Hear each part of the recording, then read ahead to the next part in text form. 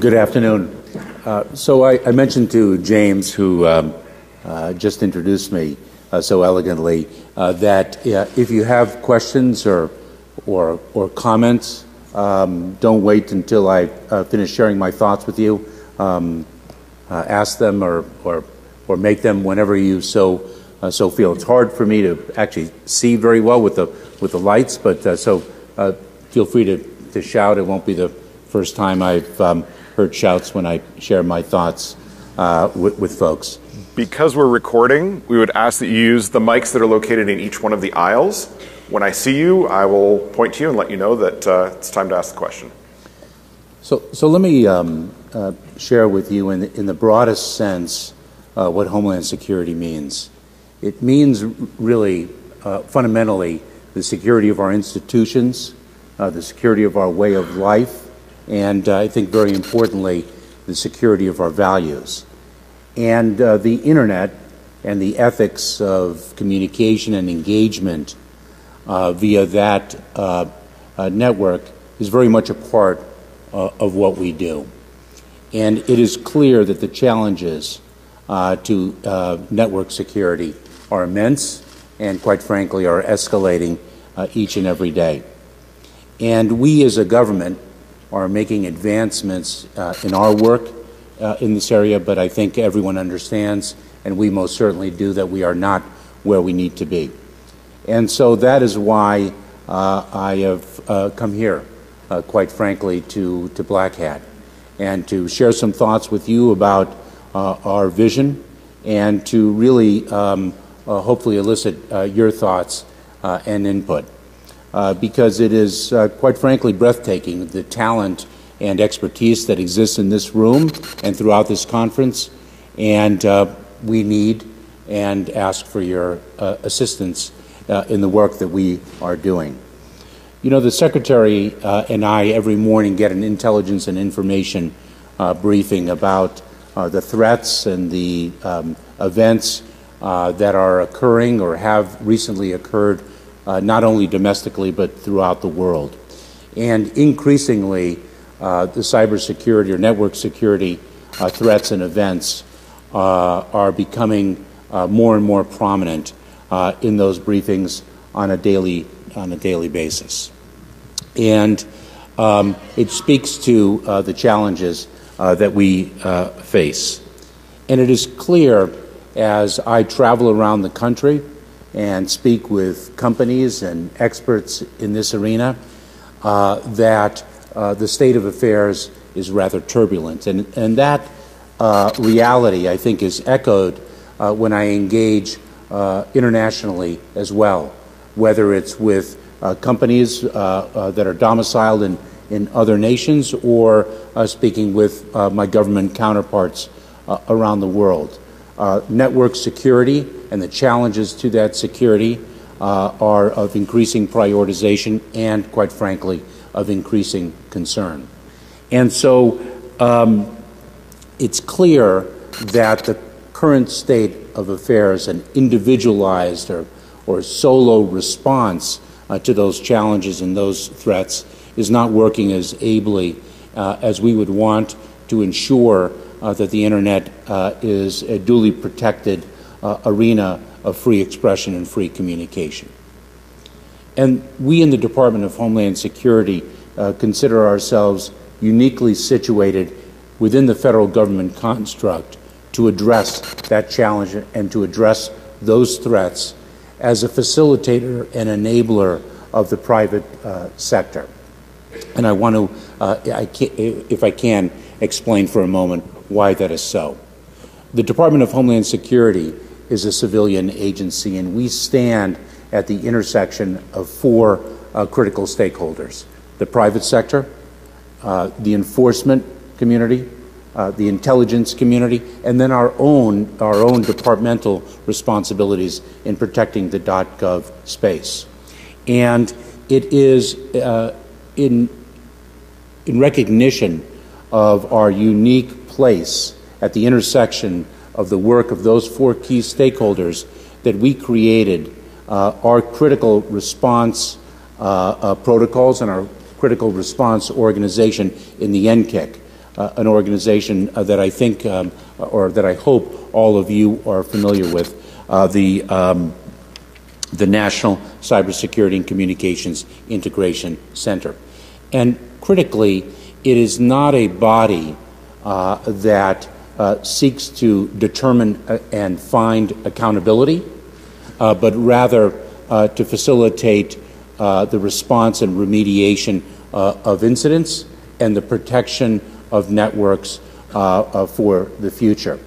The NCIC is staffed with remarkable talent that is dedicated to the sharing of information that we obtain through our channels, the ability to utilize that information and disseminate it.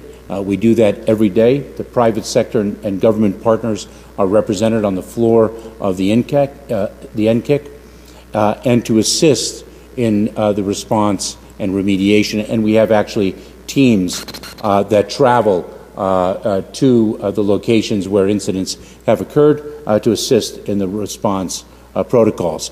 We have, as I mentioned, as a result of our unique position, the ability to take, for example, classified information and, with our government partners, declassify it and disseminate it more broadly. We share now information through bulletins, through alerts, through person-to-person or entity-to-entity channels. We do it in a form that is not automated, and I'll speak in a moment about that. We also, in recognition, I think the President, in recognition of our unique place in the federal government, in his last executive order, placed us in a position of responsibility to lead the effort in the formation of information sharing and analysis organizations, the organizations that will hopefully flourish in the private sector so that the private sector can communicate critical information amongst themselves so that you can share information and hopefully share it with us for wider dissemination. And this month, we are designating the institution, after a request for proposal, a solicitation for interest, we're designating the institution that will establish the best practices for ISAOs, or information sharing and analysis organizations. What is our vision for the future?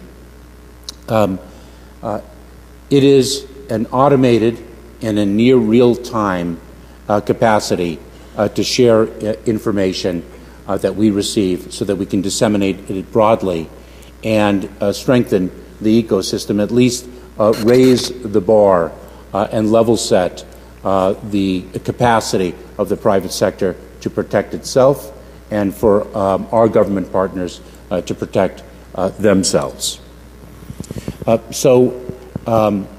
When a cyber threat indicator is shared with us, when a particular organization suffers an attack, we can receive that information in automated form and in near real time disseminate it more broadly so that the replication of that threat does not occur.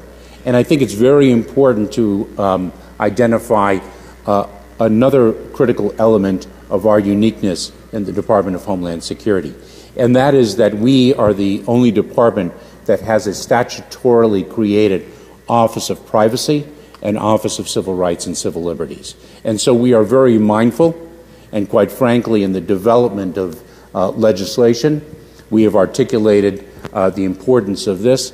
We are very mindful of privacy interests as well as civil liberty interests, and those important equities are brought to bear in the development of our framework and in the execution of our responsibilities. And so when we receive a cyber threat indicator, we would ensure that the privacy interests and the civil liberty interests are protected as we receive that and as we push out the information that would equip others. Phyllis Schnecht, who's here, my colleague from the Department of Homeland Security, this is her vision, and what she is, I think, named it as is a weather map. So when one institution suffers a threat, the question is, can we avoid the replication of that threat by another institution, and therefore really level set the playing field to better protect the ecosystem as a whole. There is one important element that we recognize that is a challenge in achieving, I think, the full potential of our vision, and that is the issue of trust. And that issue of trust, I think, emanates from a number of different sources, whether it is the government's collection and analysis of information practices, whether it is confidence in the government's ability to secure the information it receives, or whether it is any other factor. We understand the trust deficit that exists in the community, and our view is as follows. The best way to tackle a trust deficit is to build trust, and that is not an overnight process. It may very well be an incremental process, but it has to start somewhere. And so what I would ask is that we be given the opportunity to breach whatever trust deficit exists in your minds and in your practices, and let's start somewhere. And so as we develop now the automated capacity to receive and to disseminate cyber threat indicators, and we will do so in a formulaic or standardized way through a sticks and taxis system, we ask that you give us a chance, that you share some information with us and allow us to prove our capabilities and to prove the results. Sir. Sir, good. Thank you. You can ask the question and I'll repeat it for everyone's ability. It's on. Sir, thanks for taking my question and for your time this morning, or this afternoon as the case may be. First, can you give us a little bit of an insider's view into the department's activities in the wake and the occurrence of both Sony and OPM? Of course, pending the proverbial, can't tell you, pending investigation, right? Whatever you can share. But that would be very interesting and enlightening as you've talked about DHS being at the nexus between intel, law enforcement, etc. Can you give us a little bit of an insider's view about what happened when the phone rang that first day, the department's activities, what the coordination that happened, and things that we may not have been aware of that you were all doing to facilitate that? So did everybody hear that question? So that's those incidents require an all-in response because of their magnitude and the consequences that follow. What we have done in a number of incidents, whether it's in those or in others, quite frankly, is of course we gather the information, but our CERT teams, our computer emergency readiness teams, respond to locations and assist victims of attacks in the identification of the actor and the expulsion of the actor, and critically in the remediation that must follow. So we, in the OPM breach, that our CERT team was very engaged in those responsibilities and those actions, and I think it's very public, it's very known that as an administration, as a government writ large, we, through the leadership of the White House, developed a 30-day sprint regime to ensure that other government agencies, in the wake of the OPM breach, other government agencies heightened their network security defenses to the extent possible within a short sprint, and then are engaging in the longer-term effort to ensure their security mechanisms. Deputy Secretary. Sir. Yeah, with the Senate wasn't able to get to CISA before they left on break, but many have said that they do plan on taking it up this fall, hopefully before the budget fight. Can you talk a little bit about, as you set these standards for establishing the ISAOs, how CISA and other legislation coming out of Congress will affect the creation of those?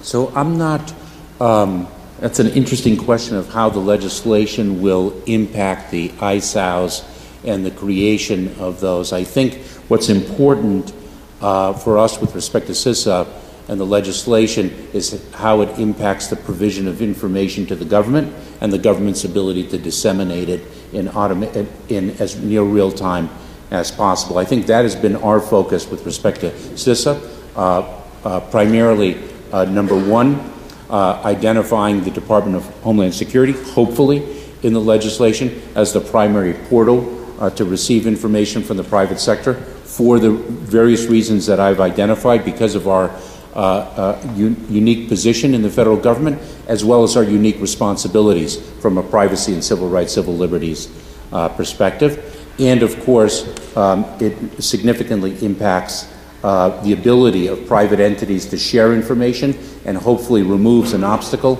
and that obstacle is concern about liability exposure. I'll give further thought, if I may, to the question of how it impacts the ISOWs. Question in the center here. Yes, sir.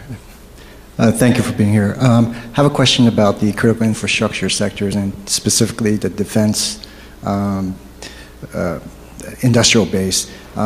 What do you see as far as... I'm sorry, I didn't quite hear that. I apologize. With the defense industrial base sector, critical infrastructure sector, what's your analysis on the private industry's participation with reporting incidents from the private industry?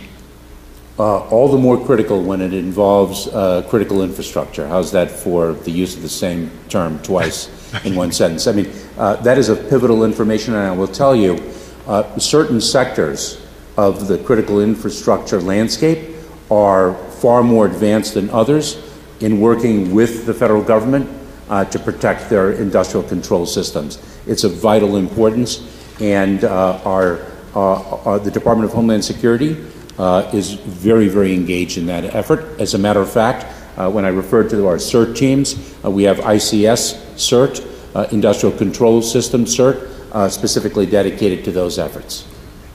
Thank you. So let me, if I can, make an important point that I think underlies our vision for the receipt, the sharing of information, and specifically the sharing of cyber threat indicators. There are many now on the current landscape that treat cyber threat indicators as having proprietary value. And we understand that in the effort to protect network security. But we in the government have to have a view by necessity, given our responsibilities to protect the public good and the public safety, to have a more macro view, and cannot necessarily have as proprietary a view of something that can be of such value to the ecosystem as a whole. And what we hope is that the proprietary value will be found in other aspects of building and establishing network security, but not in the cyber threat indicator itself. That the cyber threat indicator and the sharing of that will have a public dimension that is unprecedented, because it is absolutely vital to the ability to protect the ecosystem that those cyber threat indicators are disseminated and shared far more publicly than they are now. And we hope that that paradigm becomes the paradigm of the future in the service of our mission, of our Homeland Security mission, which includes the security of the network. We are very invested in research and development, and perhaps some of you heard our representative from our Office of Science and Technology, very engaged in the research and development in achieving network security, and that is an investment that we are making in the private as well as the public sector. And on the point of the cyber threat indicators as public property, if you will. The internet is often referred to as a global commons, and in the government, we think of the common good. And we think that in order to really protect the identity of the institution as a global commons, we would beseech others to think of the common good as well. And we look forward to partnering in that respect, tackling the trust deficit, and really being in a prime position to enable and to facilitate your efforts to secure the network. So thank you very much, and I'm happy to take any other questions or comments you might have. Please step up to the microphone. Center. Hi. I have to tell you, I'm just a little bothered with you saying just trust us with your data. Just a little bit at a time, when breaches can take a long time to be disclosed. And so the data that we were providing you could be viewed, could be seen, and you don't know about it, you don't realize it for years and years and years. The government can't maintain security of even the military, the White House.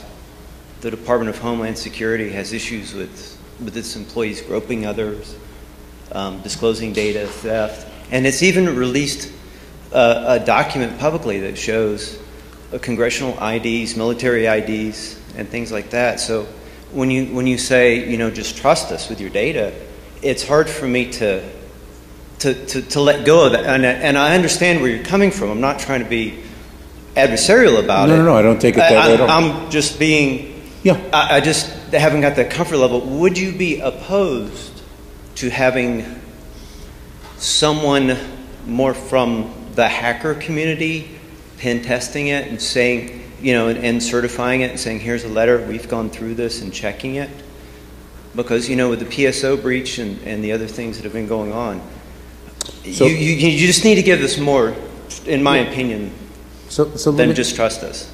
Okay, so let me, and I appreciate the candor very much, and that's why I raised the issue of trust. And I don't think, and I hope I didn't create the impression, sir, or everyone, that I come here and I say, you know what, just trust us, give us everything you got, and we're going to take care of it. I'm from the government, and I'm here to help. I don't think that's what I said.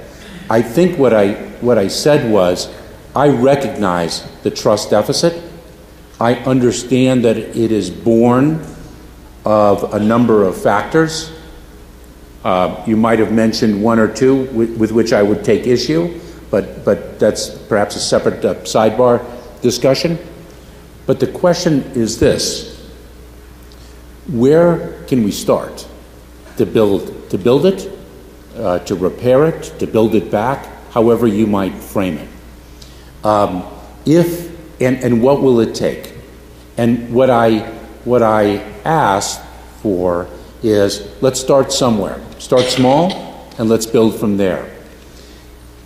If you need a third-party validator, remember, one of the key principles of information sharing is equality of access. And I don't know how that principle interplays with the notion of a hacker that is a third-party validator. And remember, one third-party validator may not be another's third-party validator. So I appreciate the suggestion, and what I would ask is for other suggestions on how we can build the trust. I understand the deficit that exists, and you might be in a position to say, if you suffer an attack, you may be in a position to say, you know what, given the dimensions of this attack or the particular qualities of it, I don't quite feel comfortable sharing the cyber threat indicator with the government, and that is your prerogative, and that is your liberty. But perhaps there is an attack, the indicator of which you would feel comfortable because of its particular qualities, and perhaps you're willing to give that a try, and perhaps our response protocols, and perhaps our response in total will actually build a little confidence in you to perhaps revisit the next one that comes along that you previously were unwilling to share.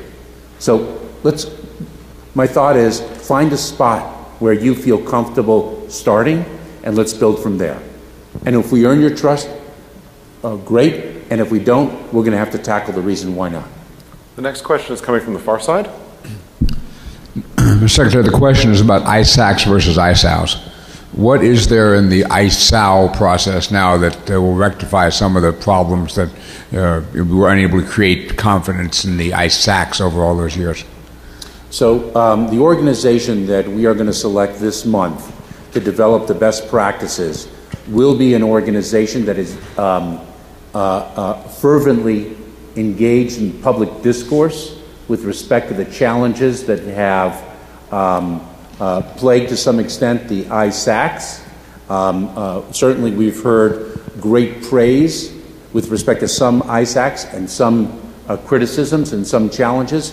And so the institution that we select to develop best practices for the ISOWs, which are not necessarily sector specific, that public engagement will hopefully prove the solution to tackling the challenges that you have either experienced or know of. And public engagement and openness and transparency in the development of this new system, of this new architecture, I should say, is vital.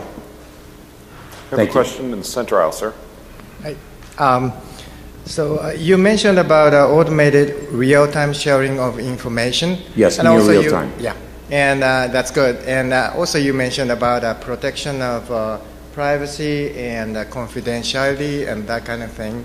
I think that these are kind of two things that needs to be balanced. I mean, if you want automated and real-time sharing, then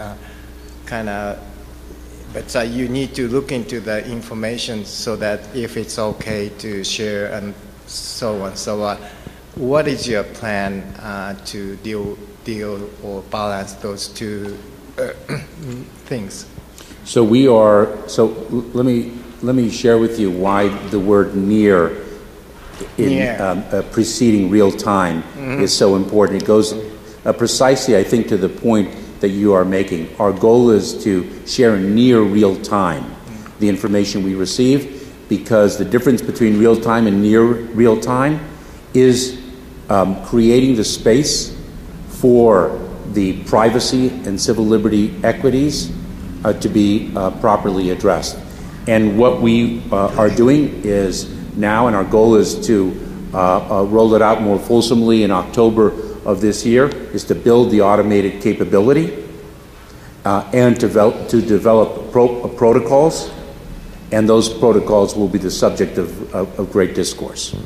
That's taxi and sticks? Yes, sticks and taxi. We have a question on this side. Hi, thanks.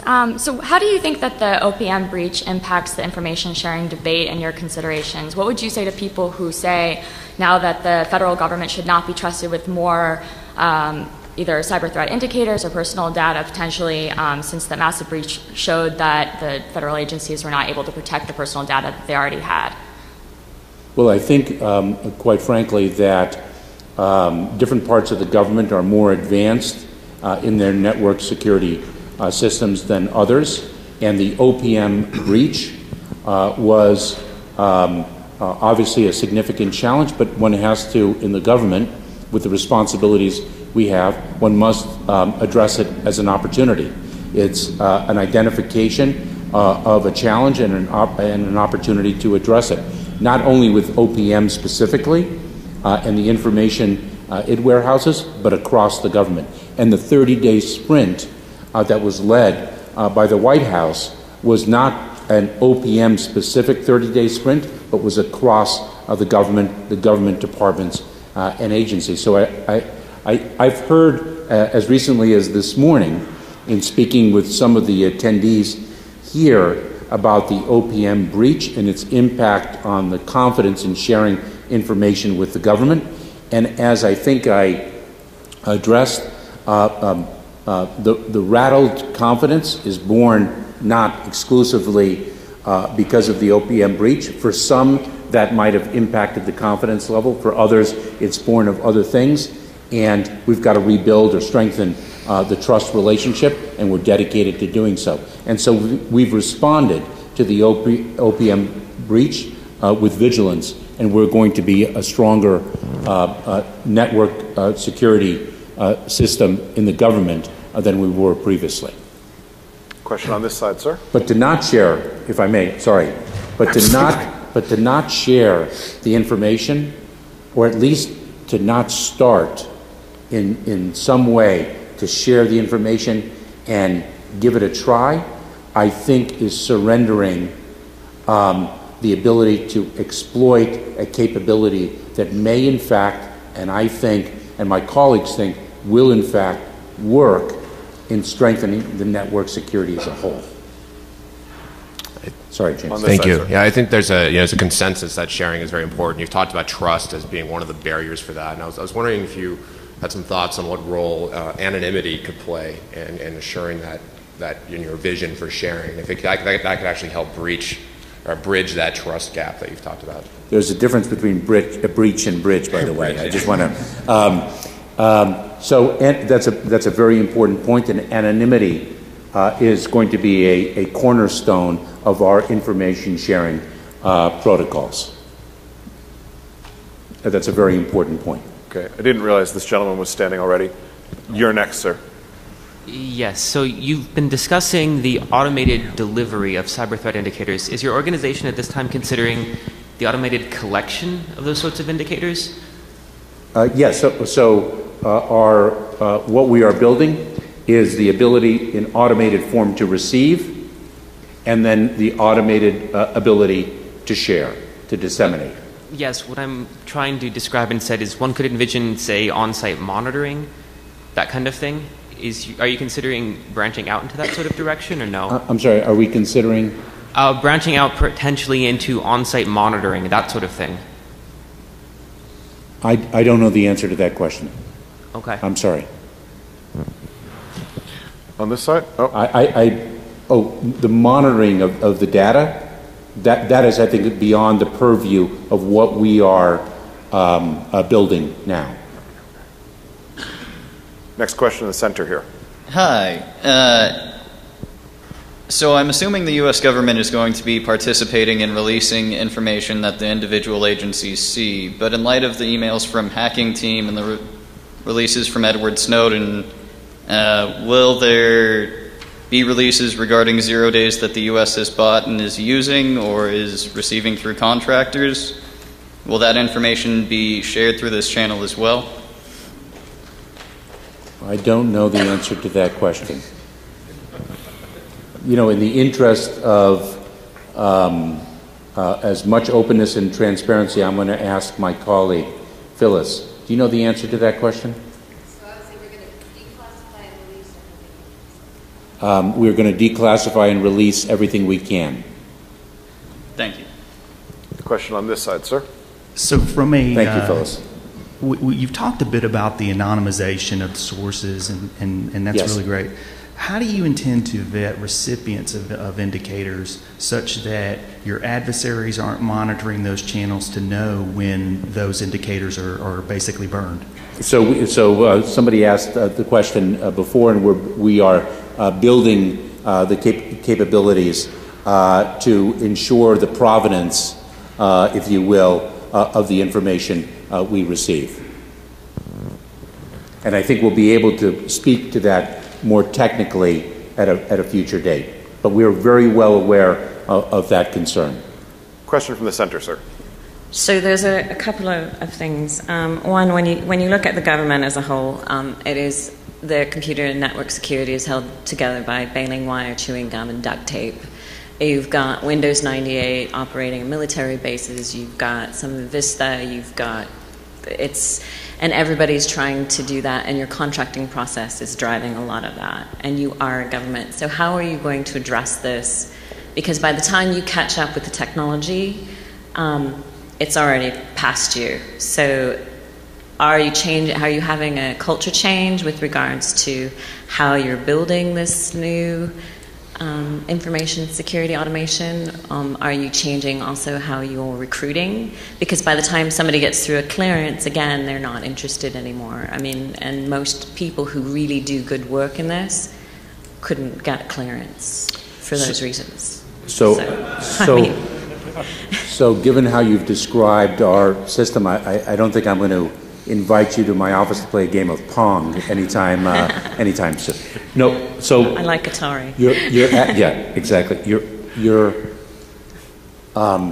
Your question is spot on, and let me share with you from personal experience. I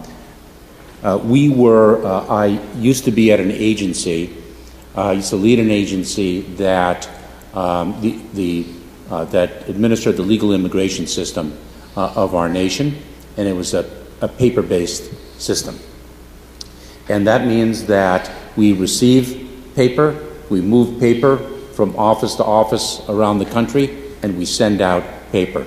And one could walk into a warehouse and see thousands and thousands and thousands of files of paper separated by index cards identifying the alphabetical order of the files. And we were embarked upon and remain embarked upon an effort to automate and to bring online that system. And we had a multi-year contract that was developing an architecture that I became and my colleagues became concerned would be outdated by the time we rolled it out.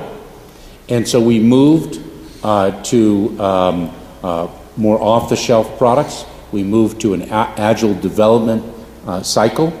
We brought in expertise from the private sector, and we changed our acquisition model entirely.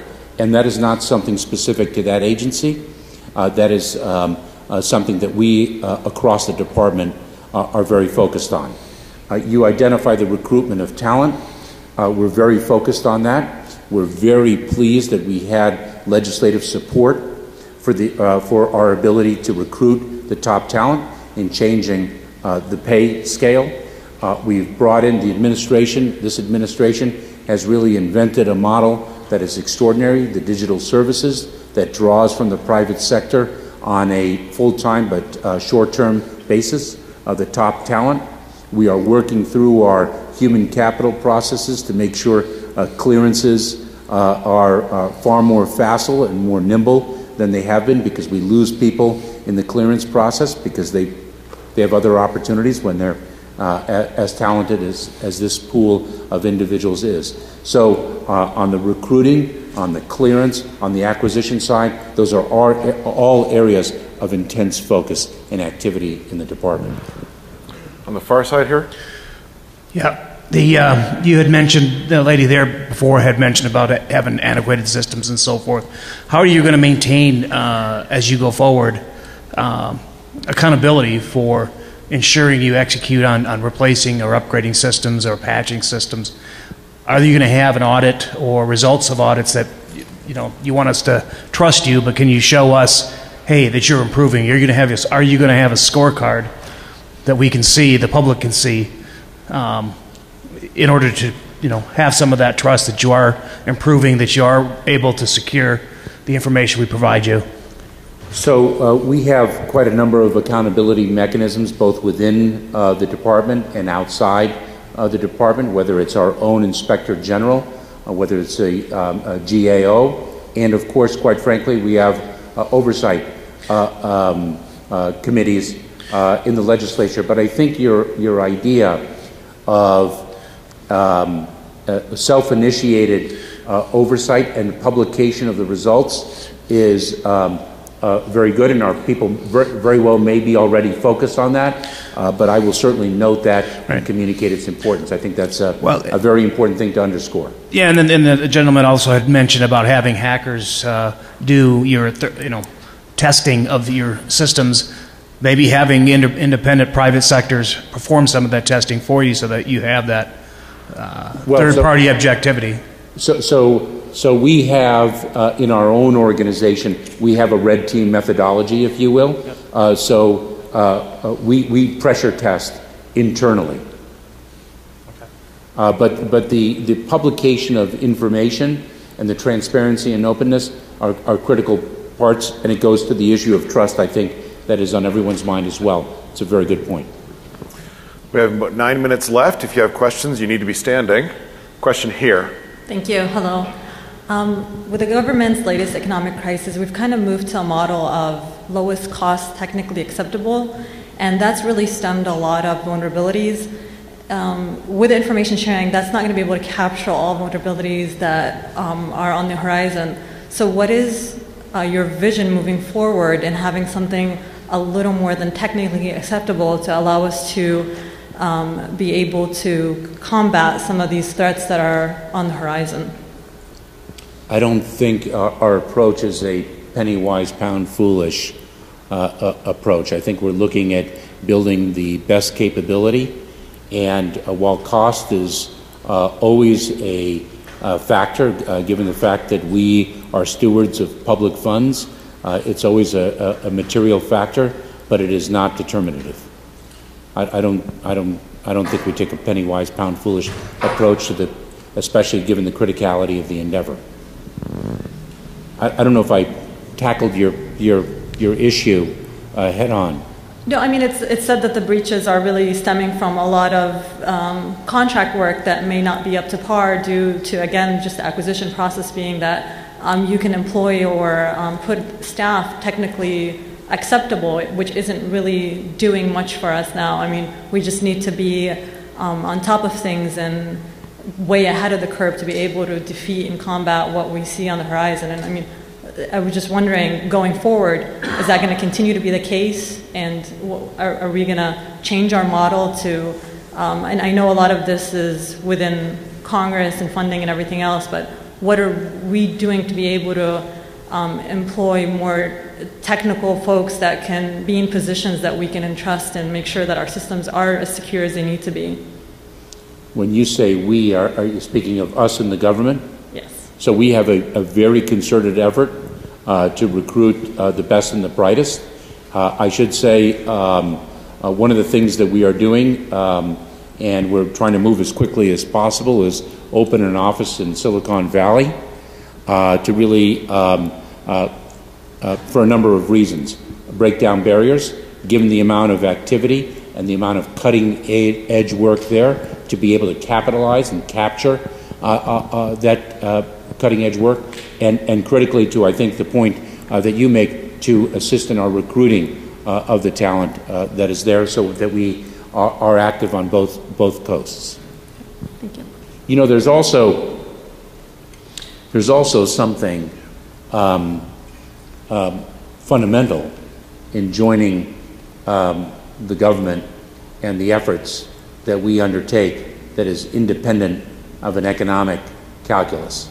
And I think many of you appreciate it given the work that you do.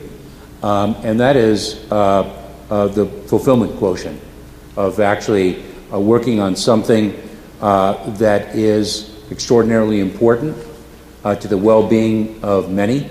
It harkens back to my opening statement about the security of our institutions, the security of our way of life, the security of our values, and being able to bring one's views and one's talents and one's capabilities to bear in the service of that effort. So many of you do that in your own way through the work that you do, and we feel equally proud in the work that we do in the government towards that shared end. I would like to shamefully take advantage of my position on stage to ask you a question, sir. Please. As probably one of the only holders of an I-94 in this room, I would ask you, how can the department take advantage of individuals like myself who have strong ties to the United States, I married an American, yet are not yet citizens and therefore considered untrustworthy alien types? How can I help you more, and how can we take more advantage of those who have strong allegiance to America, yet not yet citizenship? I will not, just because I'm not addressing it doesn't mean I accept the description that you gave of individuals who come to this country as immigrants. I will tell you, James, that I myself am an immigrant. I was born in Cuba and came here as a political refugee. I think one of the cornerstones of the President's effort to pass comprehensive immigration reform is to ensure that the talent that resides here in the United States but was not born here, but that has been educated here, is actually able to stay here and to bring and devote their talents to the strengthening and betterment of our nation. It is a gaping hole in our immigration system, and one that he and all of us in the administration are very dedicated to closing. Are there any more questions? We have one from this side. Yeah, just... This will be the last question. Talking about the point you're making about trust, I think one of the things that's been kind of stated in a couple of different ways here is that really independent third-party assessment is an important way for the government to establish trust. And I realize you have the red teams and all this kind of thing, but I think an external validation party is an important part of the process. The other thing I would ask about in terms of trust is I heard the director at RSA ask for access to encryption keys. And in terms of trust and privacy, I think asking for exceptional access without a workable solution doesn't help establish trust. And that point has been made, I think, throughout my visit here, and I appreciate that. I appreciate the challenges that presents, and it is clear, at least from the questions or comments I've received from a number, that third-party validation will be certainly helpful in advancing the trust that underlies a partnership, and I will take that back and foot stomp that point. And I appreciate very much the opportunity to be here and to share my thoughts on behalf of the department, and I look forward to, quite frankly, with confidence, I look forward to strengthening and perhaps re-earning the trust of many of you. Thanks so very much for the opportunity. On behalf of the Black